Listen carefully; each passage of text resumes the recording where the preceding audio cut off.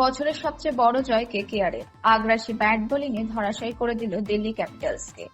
IPL 2024-এর 16তম match খেলা হয়েছে গতকাল কলকাতা নাইট রাইডার্স এবং দিল্লি ক্যাপিটালসের মধ্যে বিশাখাপত্তনমে। কেকেআর প্রথমে খেলে 272 রান। সুনীল নারিন এবং আঙ্কুশ রঘুবংশীর হাফ সেঞ্চুরি ছাড়াও আন্দ্রে রাসেলের 41 রানের ঝোড়ো ইনিংসও কলকাতাকে বড় স্কোরে নিয়ে যায়।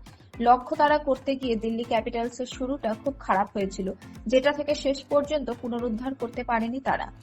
ডিসি অধিনায়ক ঋষভ পন্থ 55 রান এবং ক্রিস্টন স্টাফ 54 রানের হাফ সেঞ্চুরি ইনিংস খেলেও দলকে 106 রানের পরাজয়ের হাত থেকে বাঁচাতে পারেনি।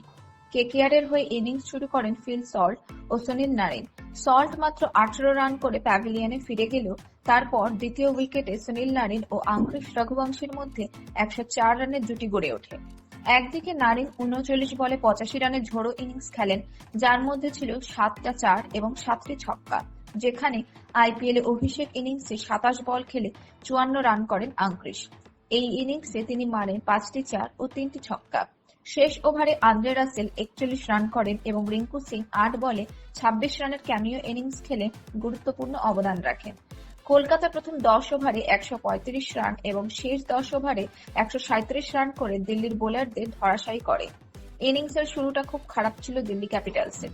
প্রথম 33 রানের মধ্যে 4টি গুরুত্বপূর্ণ উইকেট হারায় ডিসি। এরপর পঞ্চম উইকেটে ঋষভ পন্থ এবং ক্রিস্টন স্টাফ 93 রান করেন, কিন্তু ডিসিকে জয় নিয়ে যাওয়ার জন্য তা অপর্যাপ্ত প্রমাণিত হয়েছিল। পন্থ 25 বলে 55 রানের একটি গুরুত্বপূর্ণ ইনিংস এবং স্টাফস 32 বলে 54 রানের গুরুত্বপূর্ণ ইনিংস খেলেন। এরপর দল ক্রমাগত উইকেট হারাতে থাকে, যার কারণে দিল্লিকে 106 রানের বড় পরাজয়ের মুখে পড়তে হয়। ব্যাটিং এর পাশাপাশি এদিন বোলিংও আধিপত্য ধরে রাখে কলকাতা নাইট রাইডার্স। বরুণ চক্রবর্তী 4 ওভারে 33 রান দিয়ে 3 উইকেট নেন। একই সময় মিচেল স্টার্কও আইপিএল 2024-এ তার উইকেটের খাতা খুলেছেন। 3 ওভারে 25 রান দিয়ে 2টি উইকেট নেন। এদিকে বৈভব আরোরা মুগ্ধ করেছেন, যিনি 4 ওভারে 27 রানে 3 উইকেট নেন।